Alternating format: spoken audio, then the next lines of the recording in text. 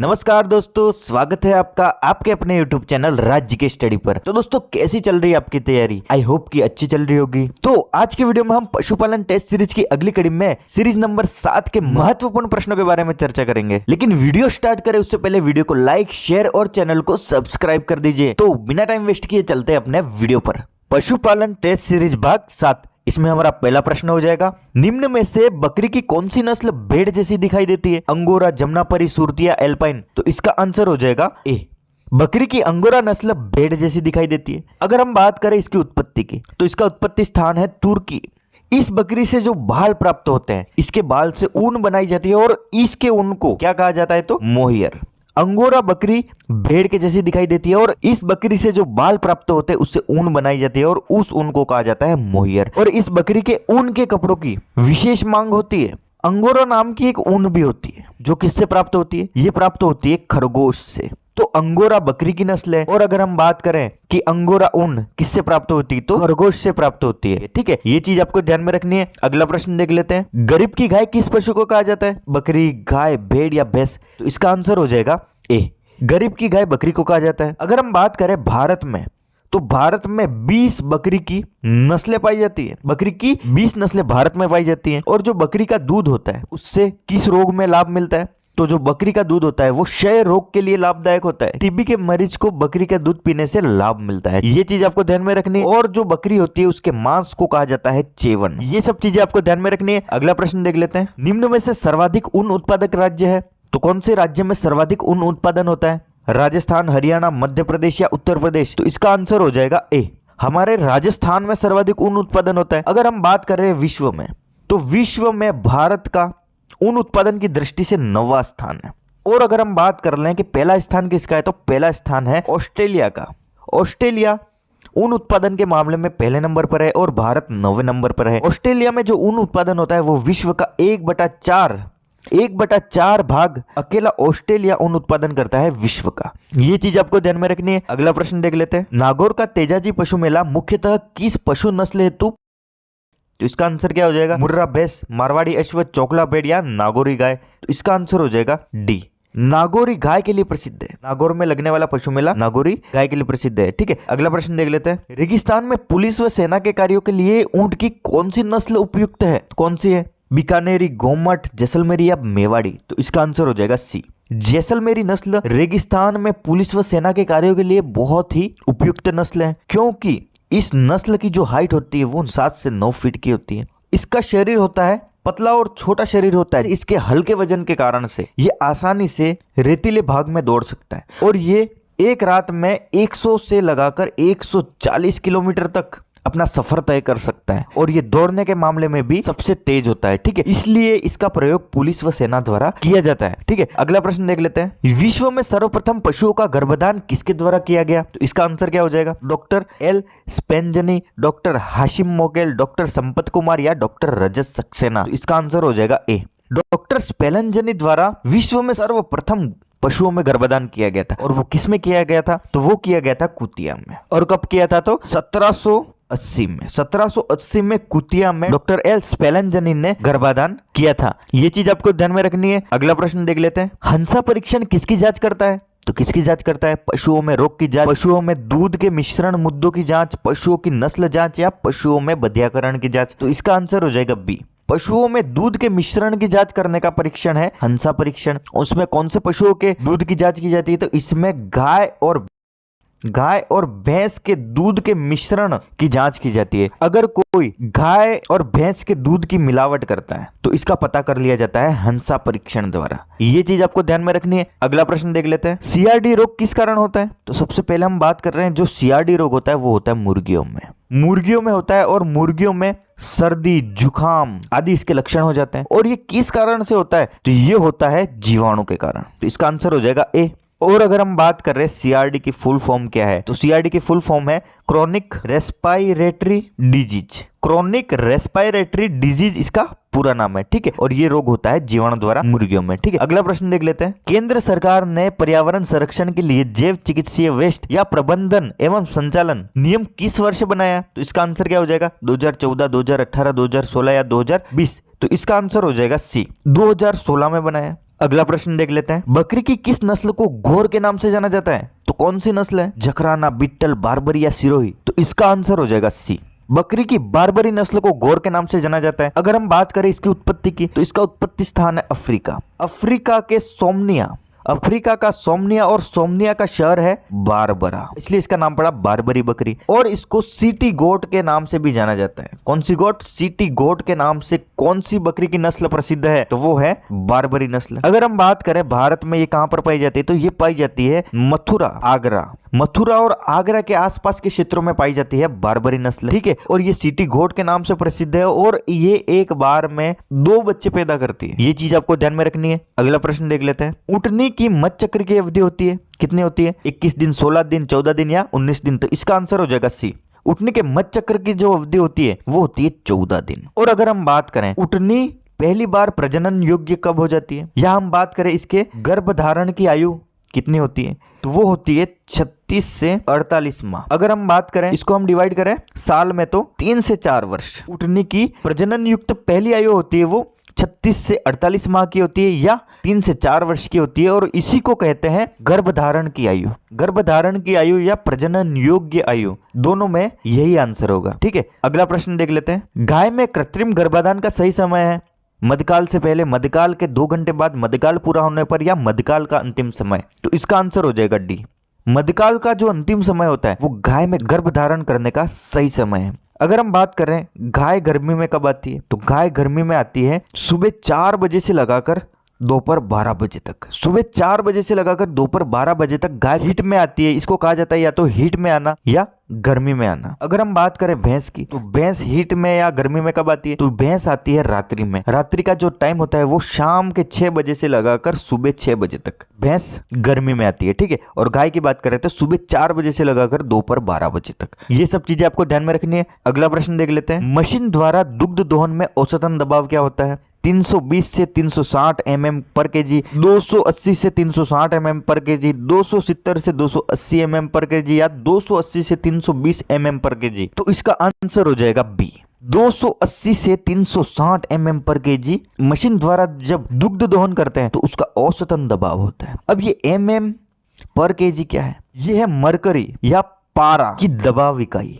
क्या है? मरकरी या पारा की दबाव इकाई है mm पर केजी। इसके द्वारा ज्ञात किया जाता है मशीन द्वारा दुग्ध दोहन का औसतन दबाव। ये तो औसतन दबाव हो गया। अगर हम बात करें भैंस का, तो भैंस का होता है 320 से 360 mm पर केजी। मशीन द्वारा जब हम भैंस में दुग्ध दोहन करते हैं तो उसका औसतन दबाव होता है, और एवरेजली देखा जाए तो 280 से 360 mm पर केजी होता है, ठीक है। अगला प्रश्न देख लेते हैं, निम्न में से किस पशु में मूत्राशय अनुपस्थित होता है? तो कौन सा पशु है वो? मुर्गा, सुअर, खरगोश या घोड़ा? तो इसका आंसर हो जाएगा ए।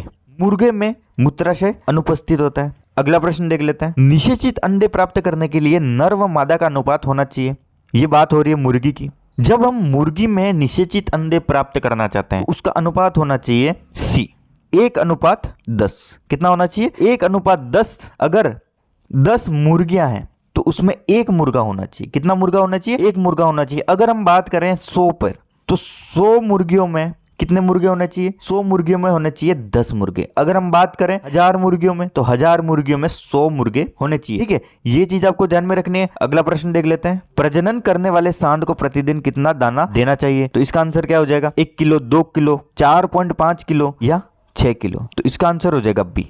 प्रजनन करने वाला जो सांड होता है इसको प्रतिदिन 2 किलो दाने की आवश्यकता होती है। और अगर हम बात कर लें भारवाहक सांड या कृषि कार्यों में या किसी भी काम में लिया जाने वाला सांड, तो उसको प्रतिदिन कितने किलो दाने की आवश्यकता होगी? तो उसको होगी 4 किलो। 4 किलो जो दाने की आवश्यकता होगी वो भारवाहक सांड को होगी, और 2 किलो दाने की आवश्यकता होगी प्रजनन करने वाले सांड को। ये चीज आपको ध्यान में रखनी है। अगला प्रश्न देख लेते हैं, अच्छे साइलेज में किसकी मात्रा अधिक होती है? तो किसकी होती है? खनिज, लवण, प्रोटीन, कार्बोहाइड्रेट या सभी? तो जो अच्छा साइलेज होता है उसमें कार्बोहाइड्रेट की मात्रा सर्वाधिक होती है। किसकी होती है? कार्बोहाइड्रेट की मात्रा सर्वाधिक होती है और होनी चाहिए। अगला प्रश्न देख लेते हैं, निम्नलिखित कथनों पर विचार कर सत्य कथन या कथनों का चयन कीजिए। तो कौन कौन से कथन सत्य है इसमें से? सभी संसर्ग रोग संक्रामक होते हैं, तो होते हैं, राइट है। सभी संक्रामक रोग संसर्ग रोग नहीं होते हैं, ये भी राइट है। सबसे पहले तो हम बात कर लेते हैं संसर्ग रोग की। तो संसर्ग रोग क्या होते हैं? तो ये वो रोग होते हैं जो पशुओं में छुआछूत से फैलते हैं, मतलब संपर्क में आने से, पशु एक दूसरे के संपर्क में आ जाते हैं तो जो रोग फैल जाते हैं वो रोग कहलाते हैं संसर्ग रोग। और अगर हम बात कर ले संक्रामक रोग की, तो संक्रामक रोग वो रोग है जो जीवाणु द्वारा फैलता है, विषाणु द्वारा फैलता है, प्रोटोजोआ द्वारा फैलता है। ये सब हो गए संक्रामक रोग। जैसे हम बात कर ले खुरपका मुंहपका रोग हो गया, गलघोंटू रोग हो गया, ठीक है, ये सब रोग हो गए संक्रामक रोग। संसर्ग रोग उनको कहा जाता है जो छुआछूत से फैलते हैं। तो इसमें ये पूछ रहा है कि सभी संसर्ग रोग संक्रामक होते हैं, तो राइट है, जितने भी संसर्ग रोग हैं वो संक्रामक हो गए, क्योंकि जितने भी रोग फैलते हैं वो जीवाणु, विषाणु, प्रोटोजोआ या किसी कारक द्वारा फैलते हैं, वो तो हो गए संक्रामक, लेकिन वो संसर्ग होंगे ही। लेकिन संक्रामक जो रोग होते हैं वो संसर्ग नहीं होते हैं। संक्रामक रोग जो जीवाणु, विषाणु, इन सब के द्वारा फैलने वाले रोग हैं। लेकिन कुछ रोग ऐसे होते हैं जो छुआछूत से नहीं फैलते हैं। तो संसर्ग रोग का मतलब हो गया एक दूसरे के संपर्क में आने से फैलने वाले। तो इसका आंसर भी ये राइट हो जाएगा, हर संसर्ग रोग संक्रामक नहीं हो सकते। इसका आंसर हो जाएगा, दोनों सही हैं, ए व बी दोनों। तो इसका आंसर हो जाएगा बी। अगला प्रश्न देख लेते हैं। फड़किया या इंट्रोटॉक्सिमिया रोग का सबसे घातक स्ट्रॉन है, तो कौन सा स्ट्रॉन है जो सबसे घातक है, बी, ई, सी या डी? इसका आंसर हो जाएगा डी। फड़किया रोग होता है, उसके टोटल मिलाकर 5 स्ट्रॉन होते हैं, ए, बी, सी, डी, ई। इसमें जो सबसे घातक होता है वो होता है डी। फर्स्ट बात तो ये होगी। अब ये फड़किया रोग क्या है? फड़किया रोग है भेड़ और बकरी में होने वाला रोग। सर्वाधिक खाने वाले जो पशु होते हैं उनमें ये रोग होता है। इसमें क्या होता है, पेट में गैस बनती है, अचानक से दर्द उत्पन्न होता है, पशु पेट की तरफ देखता है और लात मारने लगता है। इसमें अचानक मृत्यु हो जाती है और पशु के मुंह से झाग निकलने लग जाते हैं। ये चीज आपको ध्यान में रखनी है। और सर्वाधिक खतरनाक जो स्ट्रॉन है इसका वो है डी। ये चीज आपको ध्यान में रखनी है। अगला प्रश्न देख लेते हैं। कौन से पशु रोग के कारण मुंह में चिपचिपाहट की ध्वनि उत्पन्न होती है? तो कौन सा रोग है वो? गलघोंटू, फड़किया, एंथ्रेक्स या खुरपका मुंहपका? तो इसका आंसर हो जाएगा डी। खुरपका मुंहपका रोग जो है उसमें पशु के मुंह में चिपचिपाहट की ध्वनि उत्पन्न होती है। क्यों होती है? क्योंकि इसमें पशु के मुंह में छाले पड़ जाते हैं, इसके कारण ये जुगाली करना बंद कर देता है। इसमें जो टेम्परेचर होता है वो हो जाता है पशु का 105 से 106 डिग्री फ़ारेनहाइट। वैसे नॉर्मल देखा जाए गाय का कितना होता है? गाय का होता है 101.5 डिग्री फ़ारेनहाइट और भैंस का कितना होता है? तो 101 डिग्री फ़ारेनहाइट। 101 से 105 6 तक पहुंच जाता है ये टेम्परेचर जब ये रोग होता है खुरपका मुंहपका। और इसमें FMD वैक्सीन लगाया जाता है। ठीक है, अगला प्रश्न देख लेते हैं। भारत का कौन सा राज्य सबसे अधिक मांस उत्पादक है? तो इसका आंसर क्या हो जाएगा? राजस्थान, तेलंगाना, महाराष्ट्र या उत्तर प्रदेश? तो इसका आंसर हो जाएगा सी। भारत में महाराष्ट्र मांस उत्पादन की दृष्टि से सबसे पहले नंबर पर है। अगर हम बात करें महाराष्ट्र तो फर्स्ट नंबर पर हो गया। सेकंड नंबर पर कौन आता है? तो यूपी आता है। उसके बाद आता है पश्चिम बंगाल। पश्चिम बंगाल तीसरे नंबर पर आता है। और उसके बाद आता है आंध्र प्रदेश। चौथे नंबर पर आता है आंध्र प्रदेश और 5वें नंबर पर आता है तेलंगाना। और ये 5 राज्य भारत में मांस उत्पादन की दृष्टि से सबसे अव्वल नंबर पर है। अगर हम बात करें इनके मांस उत्पादन की तो ये भारत का टोटल मिलाकर 100% में से 57% जो मांस उत्पादन कर लेते हैं वो ओनली ये 5 राज्य ही कर लेते हैं। तो भारत में कौन सा राज्य सबसे अधिक मांस उत्पादक है? तो वो है महाराष्ट्र। अगला प्रश्न देखते हैं। निम्नलिखित में से कौन सा पशु ऊन उत्पादन नहीं कर सकता? तो कौन सा पशु है? याक, ऊंट, घोड़ा या हिरण? तो इसका आंसर हो जाएगा हिरण। याक भी कर सकता है, ऊंट भी कर सकता है, खरगोश भी कर सकता है। खरगोश से कौन सी ऊन प्राप्त होती है? कौन सी प्राप्त होती है? अंगोरा। ऊंट से भी प्राप्त होती है, याक से भी प्राप्त होती है, लेकिन हिरण से नहीं होती है। ठीक है, अगला प्रश्न देख लेते हैं। मिट्टी खाने वाले केचुए किस नाम से जाने जाते हैं? ह्यूमस फीडर, प्लोगमैन, मैन्यूर फॉर्मर या ए व बी दोनों? तो इसका आंसर हो जाएगा डी, ए व बी दोनों। जो मिट्टी खाने वाले केचुए वो ह्यूमस फीडर और प्लोगमैन दोनों के नाम से जाने जाते हैं। ठीक है, जो मिट्टी अधिक खाता है केचुआ वो कार्बनिक पदार्थ की मात्रा कम खाता है। ये चीज आपको ध्यान में रखनी है। अगला प्रश्न देख लेते हैं। एक मृत पशु के शव का कितना प्रतिशत वजन उसके हड्डियों का होता है? तो कितना होता है? 30%, 5%, 15% या 25%? तो इसका आंसर हो जाएगा सी। मृत पशु में 15% जो हिस्सा होता है वो उसकी हड्डियों का होता है। अगला प्रश्न देख लेते हैं। भेड़ों में तीसरा जोड़ी कर्तन दांत किस आयु में निकलता है? 6 से 10 माह, 21 से 25 माह, 26 से 30 माह या 36 से 40 माह? तो अगर हम बात करें जो भेड़ में पहला जोड़ी कर्तन दांत निकलता है वो कब निकलता है? तो 14 से 20 माह की उम्र में। सेकंड जोड़ी की बात करें हम तो सेकंड जोड़ी कब निकलता है, वो निकलता है 21 से 25 माह में। अगर हम बात करें तीसरा जोड़ी निकलता है 26 से 30 माह में। और अगर हम बात करें चौथा जोड़ी, 4 जोड़ी पाए जाते हैं सभी पशुओं में कर्तन दांत, तो चौथा जोड़ी जो निकलता है वो निकलता है 30 से 36 माह में। ये चीज आपको ध्यान में रखनी है। तो इसमें पूछा गया तीसरा जोड़ी कर्तन दांत, तो इसका आंसर क्या हो जाएगा 26 से 30 माह में। अगला प्रश्न देख लेते हैं, कामधेनु योजना की शुरुआत कब की गई, तो 1977-78 में, 1987-88 में, 1990-91 में या 1997-98 में। तो इसका आंसर हो जाएगा डी। कामधेनु योजना की शुरुआत की गई थी 1997-98 में। और इसका उद्देश्य क्या था, तो इसका उद्देश्य था गौशालाओं में दुधारू नस्लों का विकास करना, इसका प्रमुख उद्देश्य था कामधेनु योजना का। और इसमें पशु विकास बोर्ड द्वारा कामधेनु योजना में 50% तक की सब्सिडी उपलब्ध कराई जाती है। अगला प्रश्न देख लेते हैं, निम्न को सुमेलित कीजिए। तो एक तरफ है हमारा पशु मेला और दूसरी तरफ है जिला। तो कौन सा पशु मेला किस जिले में लगता है, तो हम बात कर लेते हैं बलदेव पशु मेला की। तो बलदेव पशु मेला लगता है कहां पर लगता है, बालोतरा, अजमेर, नागौर और करौली। तो ये लगता है नागौर में। महाशिवरात्रि पशु मेला कहाँ लगता है, तो ये लगता है करौली में। अब कार्तिक पशु मेला कहाँ लगता है, कार्तिक पूर्णिमा को लगने वाला मेला है पुष्कर मेला, और पुष्कर मेला कहाँ पर लगता है, तो अजमेर में। मल्लीनाथ जी पशु मेला सबसे पुराना पशु मेला कहाँ पर लगता है, तो रहा हमारा बालोतरा। तो इसका आंसर क्या हो जाएगा, 1 का हो गया सी, 2 का हो गया डी, सी डी आ रहा है, 3 का हो गया बी और 4 का हो गया ए। तो इसका आंसर हो जाएगा बी। अगला प्रश्न देख लेते हैं, राजस्थान में नस्ल आधारित पहली पशु गणना कौन सी थी, तो इसका आंसर क्या हो जाएगा, 15वीं, 16वीं, 17वीं या 18वीं। तो इसका आंसर हो जाएगा डी। 18वीं पशु गणना थी वो पशुओं में नस्ल के आधार पर की गई थी। और ये पूछ लिया जाए कि 18वीं पशु गणना जो नस्ल पर आधारित थी वो कब की गई थी, तो 2007 में। अगर हम बात कर रहे हैं भारत में सबसे पहले पशु गणना कब की गई थी, तो 1919 में, सन 1919 में की गई थी। और लेटेस्ट पशु गणना कौन सी है, तो लेटेस्ट पशु गणना है 2019 में की गई थी। और कौन सी है, तो 20वीं पशु गणना। ये सब चीजें आपको ध्यान में रखनी है। अगला प्रश्न देख लेते हैं, गौशाला में प्रत्येक गाय के लिए कितना वर्ग फीट स्थान पर्याप्त होता है, कितना होता है, 50 से 55 वर्ग फीट, 40 से 45 वर्ग फीट, 60 से 65 वर्ग फीट या 70 से 80 वर्ग फीट। तो इसका आंसर हो जाएगा सी, 60 से 65 वर्ग फीट गौशाला में गाय के लिए पर्याप्त होता है स्थान। अगला प्रश्न देख लेते हैं, निम्नलिखित में से बायोगैस उत्पादन के फायदे हैं, कौन कौन से फायदे हैं, पर्यावरण प्रिय है तो बिल्कुल है, प्रदूषण रहित है तो बिल्कुल है, उत्तम खाद की प्राप्ति होती है तो होती है। ठीक है, बायोगैस जब हम इसको चलाते हैं उसके बाद जो इसकी स्लरी निकलती है खाद के रूप में हम इसको काम में लेते हैं। प्रदूषण रहित है तो बिल्कुल है,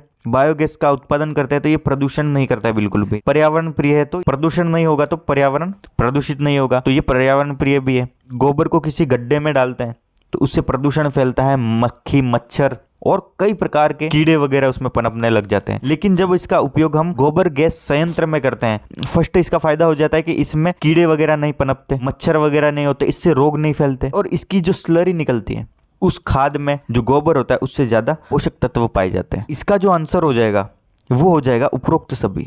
अगला प्रश्न देख लेते हैं, निम्नलिखित में से कौन सी प्रक्रिया पाश्चुरीकरण का भाग नहीं है, गर्म करना, छानना, ठंडा करना या होल्डिंग करना। तो इसका आंसर हो जाएगा बी, छानना पाश्चुरीकरण का भाग नहीं है। पाश्चुरीकरण क्या कहलाता है, पाश्चुरीकरण में हम 30 मिनट तक दूध का पाश्चुरीकरण करते हैं, 30 मिनट तक 63 से 72 डिग्री सेल्सियस पर। ठीक है, 63 से 72 डिग्री सेल्सियस पर 30 मिनट तक दूध को गर्म करते हैं और एक ही लेवल पर टेम्परेचर पर रखते हैं। तो गर्म करना इसका पार्ट हो गया, और एक लेवल पर रखना टेम्परेचर को तो वो हो गया होल्डिंग करना। एक लेवल पर रखते हैं जिससे क्या होता है कि उसमें उपस्थित जितने भी हानिकारक जीवाणु हैं वो मर जाते हैं, और ठंडा करना भी इसका पार्ट है। तो पाश्चुरीकरण में जाता है 30 मिनट तक दूध को गर्म किया जाता है एक ही टेम्परेचर पर, और अचानक से इसको ठंडा कर लिया जाता है, तो ये भी इसका पार्ट हो गया। लेकिन इसमें छानने की क्रिया नहीं होती है। अचानक से इसको ठंडा इसलिए किया जाता है क्योंकि दूध अगर धीरे धीरे ठंडा होगा तो इसमें वापस जीवाणुओं के आने की संभावना हो जाती है, लेकिन अचानक से ठंडा कर देते हैं ना तो वो उसी लेवल में आ जाता है, तो उसमें जीवाणु पनपने की संभावना कम हो जाती है। ठीक है, तो इसका आंसर हो जाएगा बी,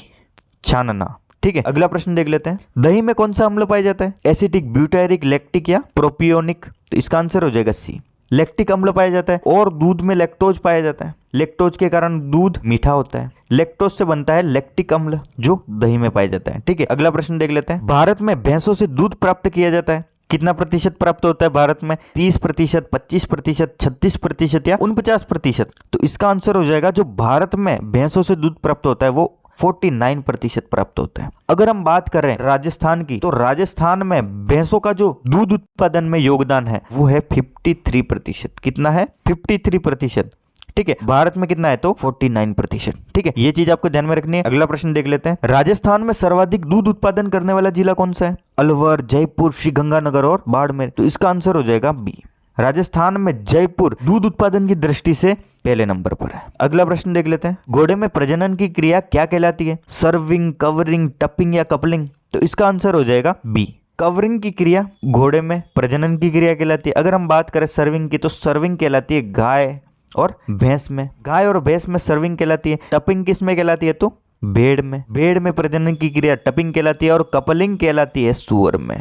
सर्विंग कहलाती है गाय भैंस में, कवरिंग कहलाती है घोड़े में, टपिंग कहलाती है भेड़ में और सूअर में कपलिंग कहलाती है प्रजनन की क्रिया। ये चीज आपको ध्यान में रखनी है। अगला प्रश्न देख लेते हैं। किस पशु के मांस को सफेद मांस कहा जाता है? तो कौन से पशु के मांस को कहा जाता है? मुर्गी के, गाय के, हिरण के या खरगोश के? इसका आंसर हो जाएगा ए। मुर्गी के मांस को सफेद मांस के नाम से जाना जाता है। उसके अलावा जितने भी पशु है, सभी पशुओं के मांस को लाल मांस के नाम से जाना जाता है। ओनली मुर्गी के मांस को सफेद मांस के नाम से जाना जाता है। अगला प्रश्न देख लेते हैं। निम्न में से मुर्रा सुरती के संकरण से किस नस्ल को विकसित किया गया है? इसका आंसर क्या हो जाएगा? जाफराबादी, बदावरी, मेहसाना या नीली रावी? इसका आंसर हो जाएगा सी। मेहसाना जो नस्ल है वो मुर्रा और सुरती का संकरण है। अगर हम बात करें इनकी उत्पत्ति की, तो जाफराबादी नस्ल का उत्पत्ति स्थान कहां से है? तो जाफराबादी नस्ल का उत्पत्ति स्थान है गुजरात, और गुजरात का भी कौन सा क्षेत्र है? तो काठियावाड़ी क्षेत्र। बदावरी का उत्पत्ति स्थान कहां से है? तो बदावरी का उत्पत्ति स्थान है यूपी से, यूपी का आगरा। मेहसाना की बात करें तो उसका उत्पत्ति स्थान है गुजरात,